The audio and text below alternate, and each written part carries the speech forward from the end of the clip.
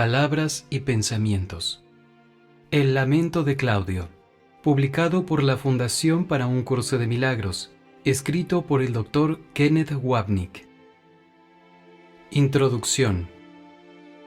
En el tercer acto de Hamlet, el rey Claudio, el tío del protagonista, esa bestia adúltera e incestuosa, reza ostensiblemente para liberarse de la culpabilidad por el asesinato de su hermano el rey, el padre de Hamlet.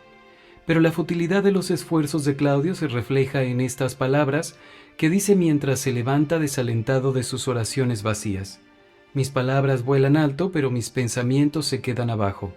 Las palabras sin pensamientos nunca van al cielo. Lo que quiere decir aquí el rey es que sus palabras de oración, esto es, de perdón, carecen de sentido y no se elevarán al cielo si no hay verdadera intención en el pensamiento, que claramente está ausente en la función. El lamento de Claudio es el nuestro, pues todos somos culpables del pecado de no decir de todo corazón lo que decimos, en una completa discrepancia entre nuestras palabras, que aparentan venir de la mente recta, y nuestros pensamientos que vienen de la mente enferma.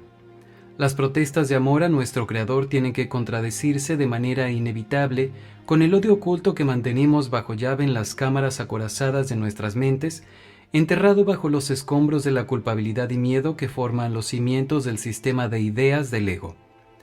A la vez, nuestras expresiones de desdén, decepción e incredulidad no son más que una tapadera del amor que, con la mayor profundidad, sentimos por nuestra fuente, al que el texto se refiere como la atracción del amor por el amor.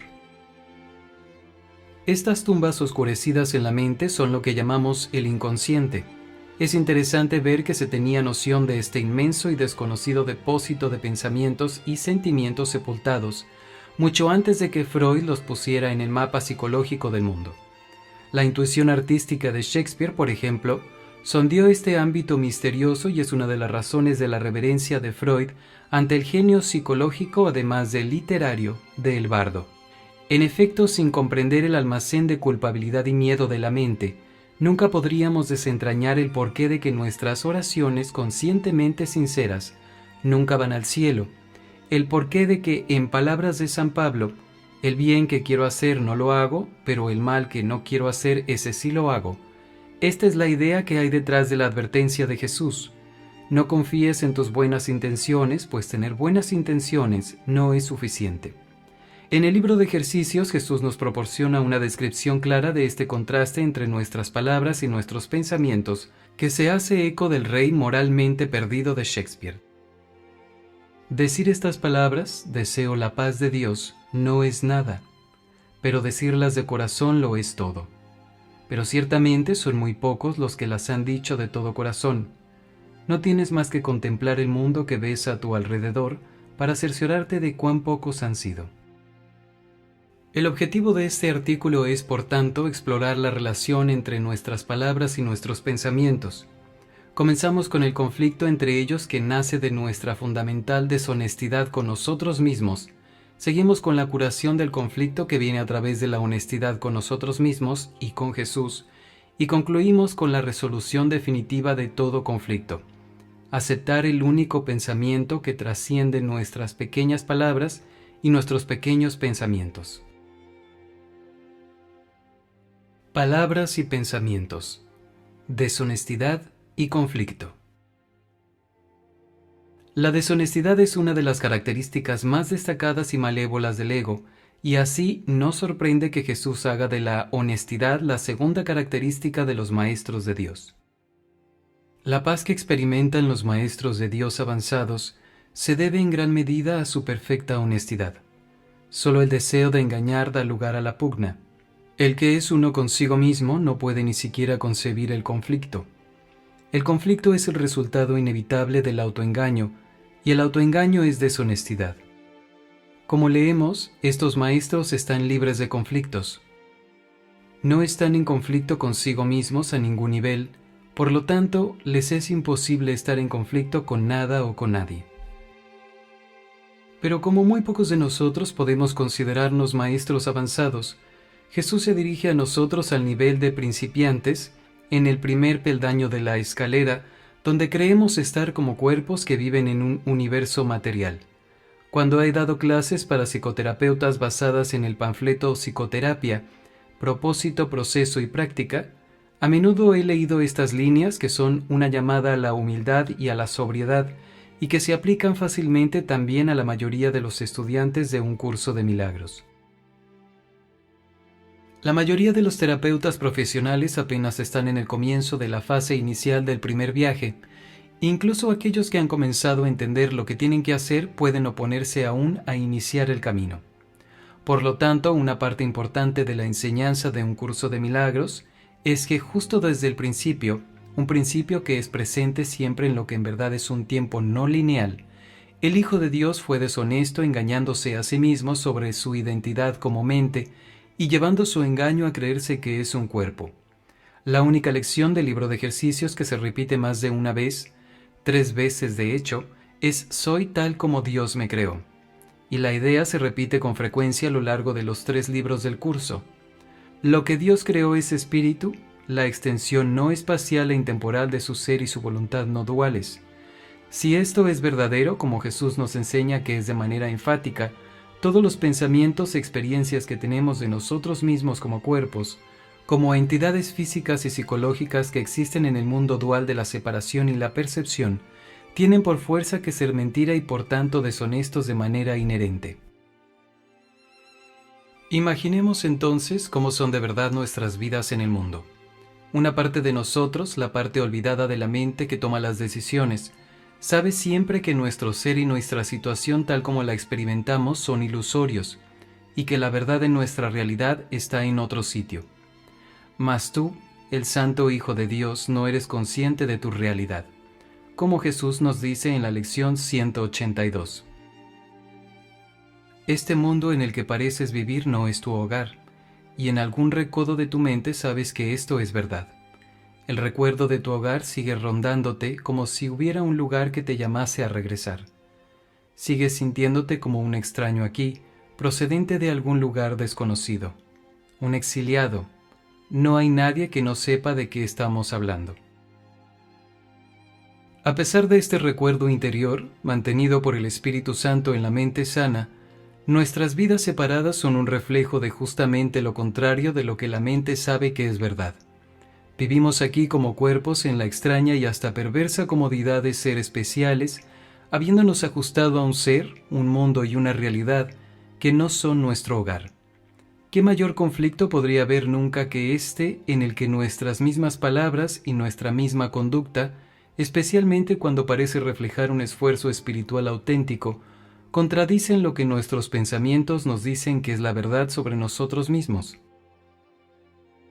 Así todos caminamos por el mundo en un conflicto inevitable, pues nuestras palabras y nuestra conducta conscientes, en nuestras relaciones de amor o de odio especial, no están en armonía con nuestros pensamientos inconscientes, sean de la mente enferma o de la sana. El ego está determinado de manera infernal, literalmente, a convencernos de que somos cuerpos y no mentes, estén estas llenas de culpabilidad por la separación o de la inocencia de la expiación. Semejante conflicto siempre tiene que generar miedo, pues se opone a la verdad, lo que conduce a la culpabilidad, pues nos recuerda nuestra oposición original a la verdad, cuando le dijimos a Dios que su amor no era suficiente. Y de ahí sigue la idea aterradora de que Él tomará represalias con ira vengativa.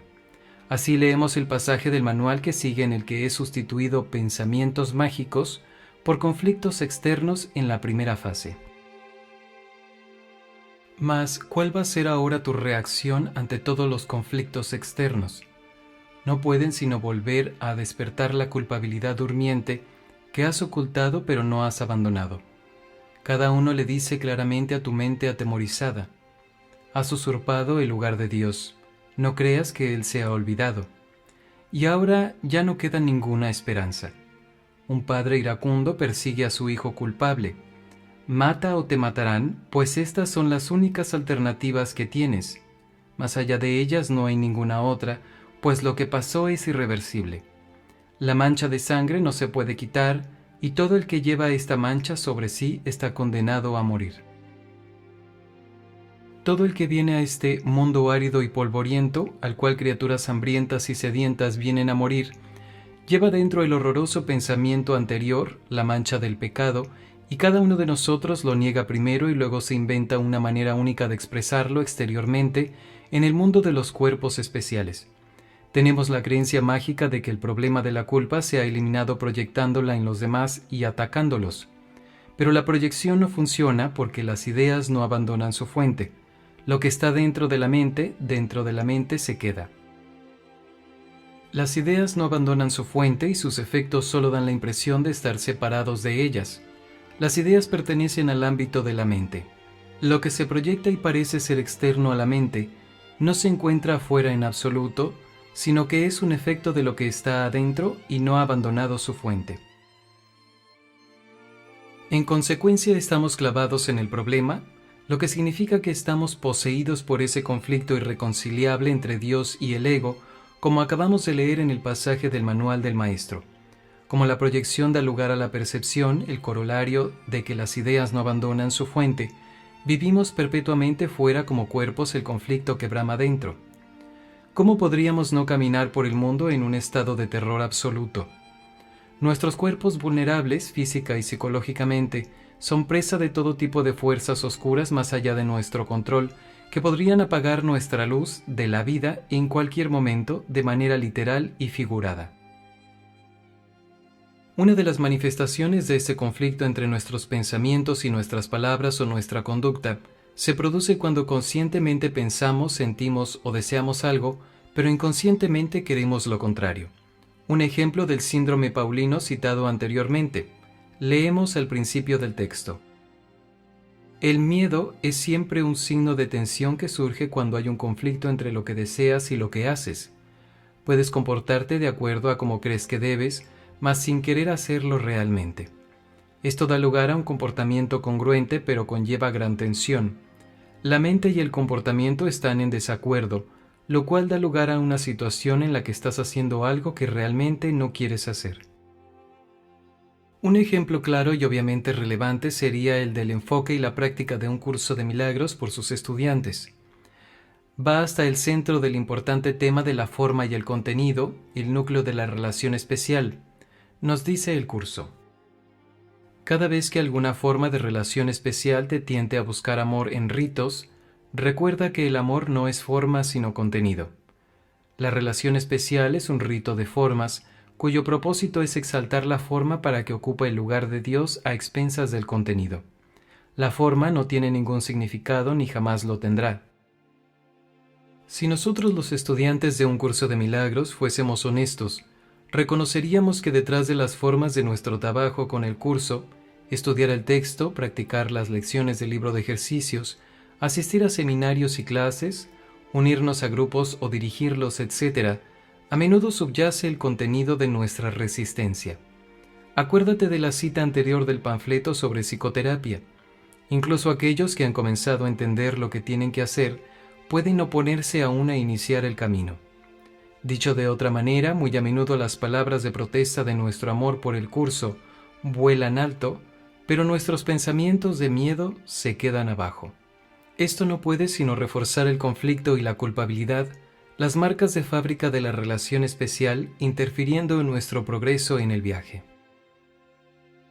Por ejemplo, a veces les hablo a los estudiantes que asisten a clases en nuestra fundación de un extraño fenómeno que parece ocurrir cuando están aquí.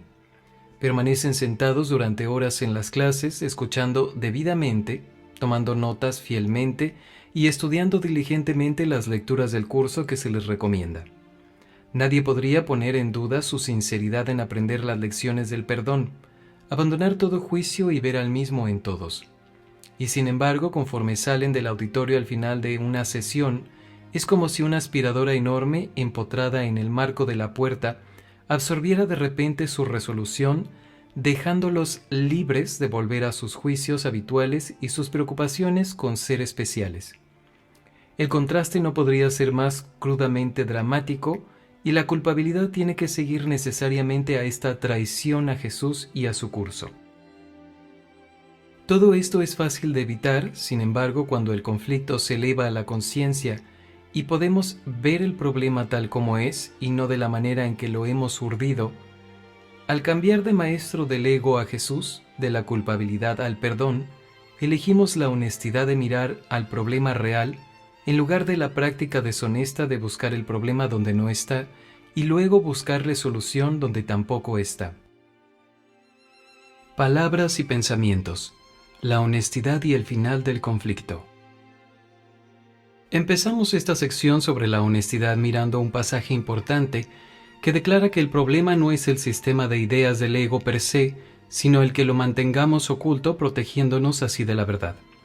Esta es la práctica del ego de asegurarse de que el problema real, la decisión de la mente de ser culpable nunca se reconozca y así no se pueda decidir en su contra. Nadie puede escapar de las ilusiones a menos que las examine, pues no examinarlas es la manera de protegerlas. Debemos, Jesús y el lector, primero examinar la dinámica del ego para poder así ver más allá de ella, ya que le has otorgado realidad. ¿Y de qué otra manera puede uno disipar las ilusiones excepto examinándolas directamente sin protegerlas? De manera más sucinta, una sección posterior sobre el instante santo explica que no se nos pide abandonar todos los pensamientos del ego, lo que parecería casi imposible en las primeras etapas del viaje, donde Jesús supone que estamos. En lugar de eso, solo se nos pide no conservar esos pensamientos, que con certeza serán liberados si los miramos con Jesús. La condición necesaria para que el instante santo tenga lugar no requiere que no abrigues pensamientos impuros, pero sí requiere que no abrigues ninguno que desees conservar. Llevarle a Jesús nuestros conflictos y nuestra culpabilidad es la única honestidad posible en el mundo ilusorio, el sistema ilusorio de aquellos a quienes la culpabilidad ha enloquecido.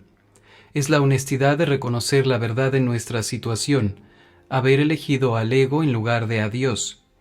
Esto significa que ya no toleramos la deshonestidad de creer que nuestros problemas vienen de otro sitio, en lo que abrazamos la forma en lugar del contenido, la apariencia en lugar de la realidad. Mirando de nuevo la descripción de la honestidad en el manual del maestro, leemos más del párrafo ya citado. La honestidad no se limita únicamente a lo que dices. El verdadero significado del término es congruencia. Nada de lo que dices está en contradicción con lo que piensas o haces.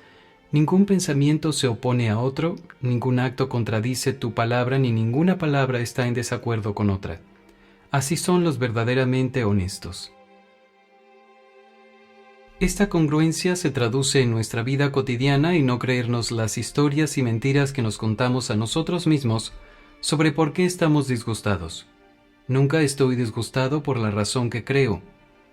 Jesús nos llama a tener el poquito de buena voluntad de mirar con los ojos abiertos cuando practicamos el engaño del ego de creer que las causas de nuestros problemas están fuera de nosotros.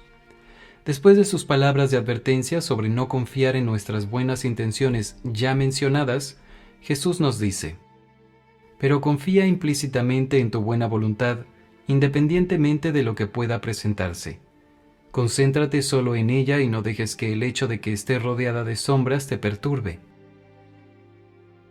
Se puede decir que la tentación del mundo es creer en él y en sus mentiras. Como he escrito antes en estas páginas, y he insistido en seminarios y clases, nunca deberíamos creer verdaderamente a quien nos diga que 2 más 2 es igual a 4. Cualquiera en su mente sana, como el hombre subterráneo de la novela corta de Dostoyevsky, Apuntes del subterráneo, sabe que 2 más 2 es igual a 5. Dicho de otra manera, el mundo se estableció sobre la mentira de la separación y el ataque, y se mantiene por la misma mentira ahora percibida como externo a la mente que es su origen. ¿Por qué entonces creer en el mundo o en nadie que apoye sus cimientos de mentiras y sombras, haciendo reales los errores de la separación y de ser especiales? Una vez que se acepta como verdadera la premisa ilusoria del ego, todo lo que se deduce tiene que ser también ilusorio. Recuerda nuestros 2 principios. Las ideas no abandonan su fuente y la proyección da lugar a la percepción. Este es el tema de la lección 76, No me gobiernan otras leyes que las de Dios, que refleja nuestro cambio de fuera a dentro, del mundo a la mente, de la ilusión a la verdad.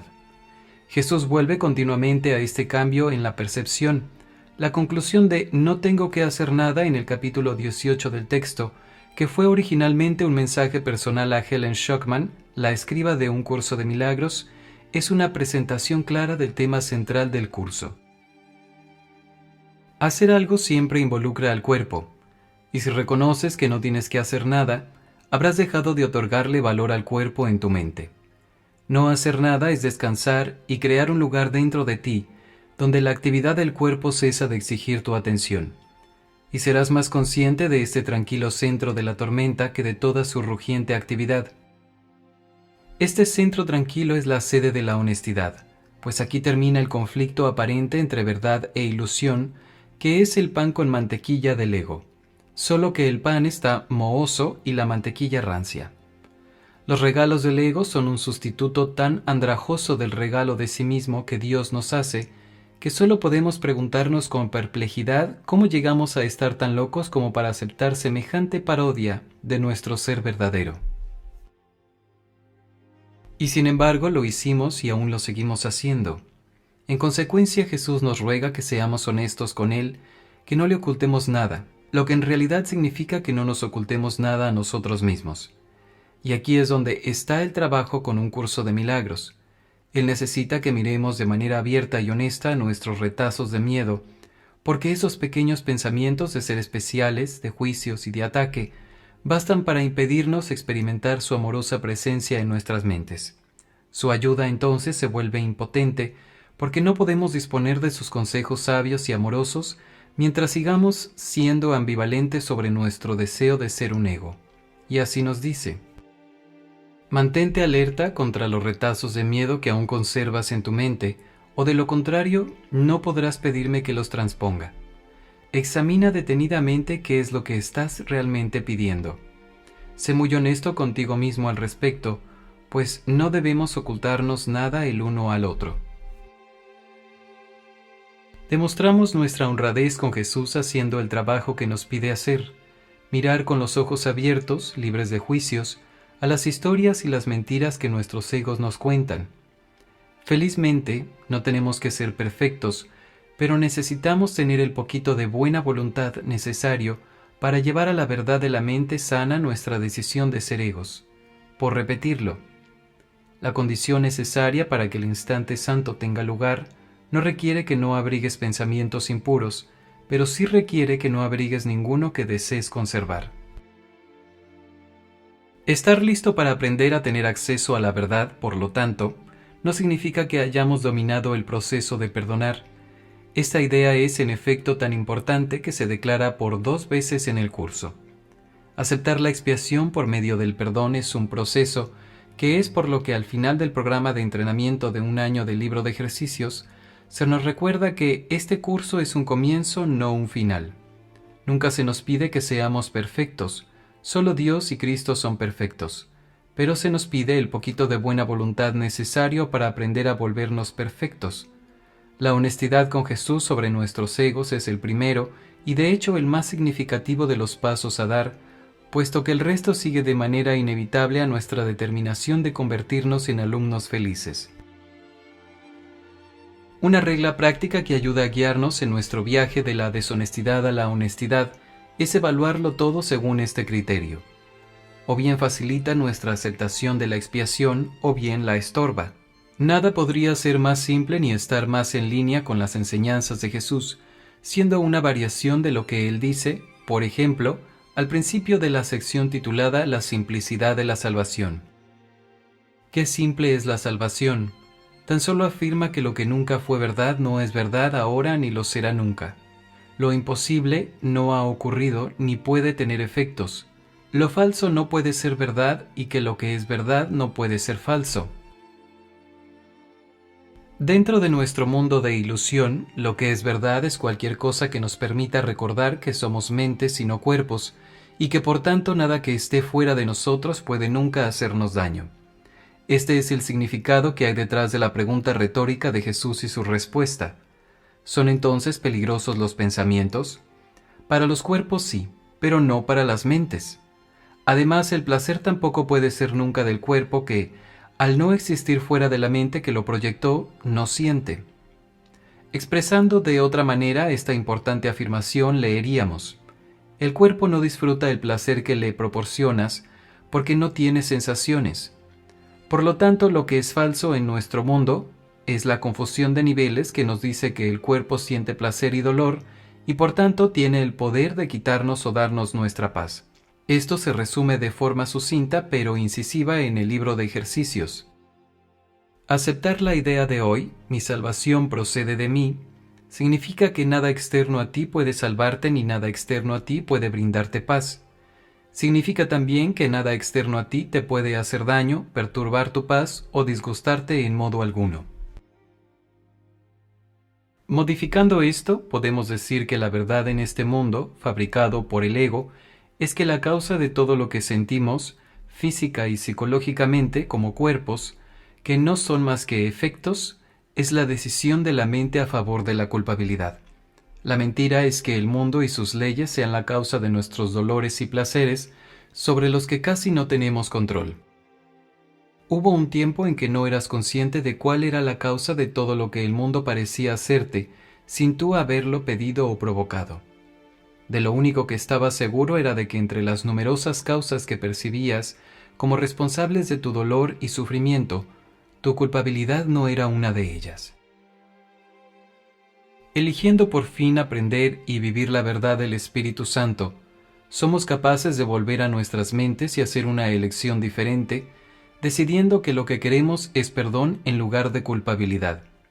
Y estando hecha la elección por la mente sana, la culpabilidad se va y nuestros amorosos pensamientos de perdonar y no juzgar guían nuestros cuerpos a vidas personales, a acciones que solo pueden ser amorosas, que perdonan sin juzgar. Esta congruencia constituye la honestidad en nuestra vida aquí, en la que nuestros pensamientos y palabras y conducta reflejan la unicidad del amor del cielo. Una vez que hemos cambiado de perspectiva, la pequeñez del mundo de cuerpos del ego da paso suavemente a la grandeza del poder de la mente, que es nada menos que el medio para elegir entre cielo e infierno. En palabras de transformación, un poema que Helen apuntó. Lo trivial aumenta su tamaño mientras lo que parecía grande vuelve a la pequeñez de lo que forma parte. Lo tenue se volvió brillante y lo que antes fue brillante parpadea y se desvanece y por fin se ha ido. La paz de Dios que el ego ha juzgado como trivial se convierte ahora en el único objetivo de la vida y la necesidad de lograr metas mundanas disminuye su intensidad hasta desaparecer por completo. Bajo la guía de Jesús aprendemos a usar los símbolos del afán de ser especiales del mundo como medios para llegar más allá de ellos a la verdad mental de la expiación. Esta es la palabra allende las palabras, cuya consecución es nuestra meta definitiva. Esta consumación del viaje que hacemos con Jesús y su curso expresa la decisión de la mente de una vez por todas de no creer en las mentiras de los pensamientos de nuestra mente enferma, sino aceptar la única verdad de nuestra realidad de seres no separados. Las ideas no abandonan su fuente. Y así nosotros nunca hemos abandonado la casa de nuestro Padre. Canción a mi ser, otro poema de Helen, exclama alegremente: nunca salí de la casa de mi Padre. ¿Qué falta me hace viajar de vuelta a Él otra vez? Así termina nuestro viaje donde había empezado, en la mente que toma las decisiones, donde antes habíamos elegido en contra de la palabra de la expiación, construyendo un enorme, aunque ilusorio sistema de ideas de culpabilidad, castigos y muerte, y luego un mundo de culpabilidad, castigos y muerte para ocultarlo. Ahora abrazamos la palabra y el pensamiento que están más allá de todas las palabras y todos los pensamientos. Más allá de las palabras y los pensamientos. Un pensamiento.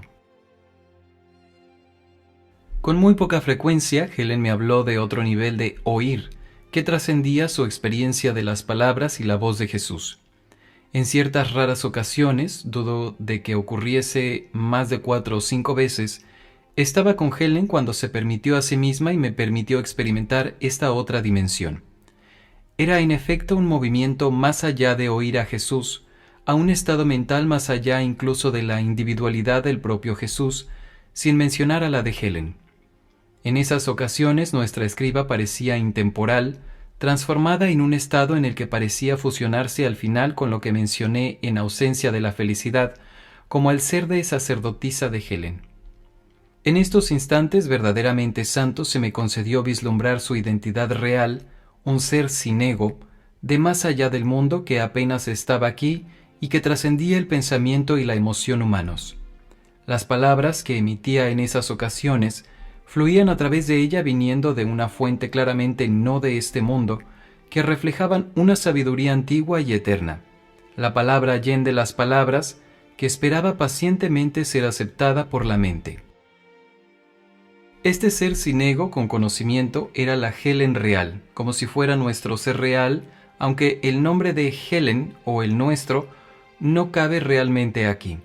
La persona que el mundo reconoce como nuestro ser, con quien nos identificamos casi todo el tiempo, el ídolo del afán de ser especiales, está totalmente aparte de este otro ser, análogo al pensamiento que Dios abriga de nosotros, el Cristo que Él creó uno consigo mismo, como se refleja en este bello párrafo de casi el final del texto.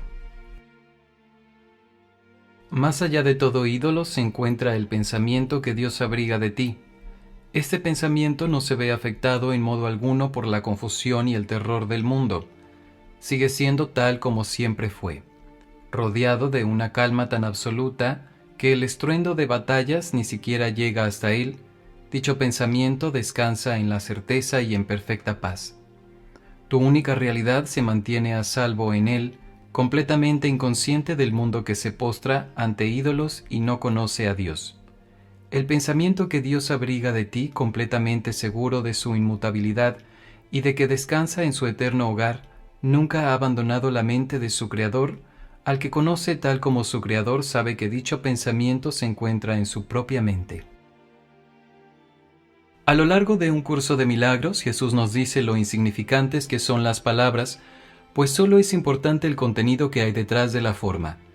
Por ejemplo, en la introducción a las lecciones 181 y 200, en el contexto de nuestro viaje más allá de las palabras, Jesús habla de lo inadecuadas que resultan las palabras, dejarán de ser relevantes para transmitir lo que está más allá de los obstáculos que nos está ayudando a deshacer.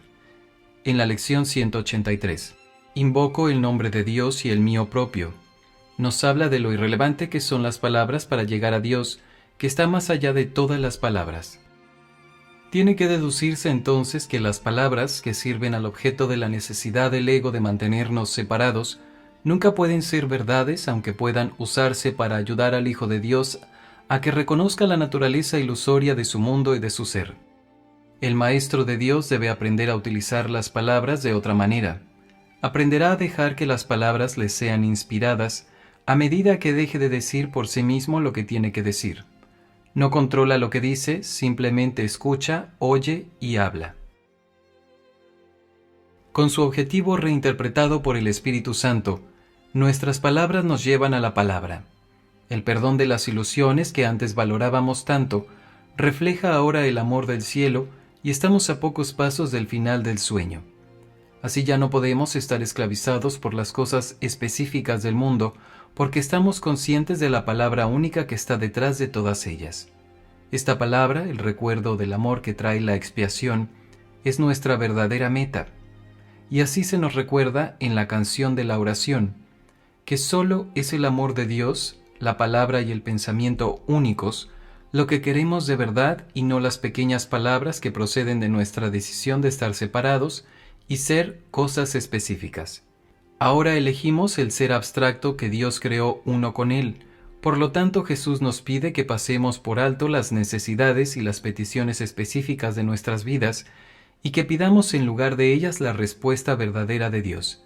Esta es la respuesta que buscamos en realidad, la única que aceptamos, la única que en verdad amamos. Armados con la suave fuerza de estas palabras allende las palabras, del amor que está por encima del amor especial, de Jesús frente al ego, vivimos nuestras vidas teniendo presente su verdadero objetivo, no dejarnos engañar por las voces de los muertos. En lugar de esto oímos la voz que nos habla de vida y de amor, que nos dirige con suavidad hacia nuestro hogar donde, junto con Jesús y todos nuestros hermanos, desaparecemos en la presencia que se encuentra detrás del velo, no para perdernos, sino para encontrarnos a nosotros mismos, no para que se nos vea, sino para que se nos conozca. Por fin la palabra ha venido a nosotros, y nosotros somos esa palabra.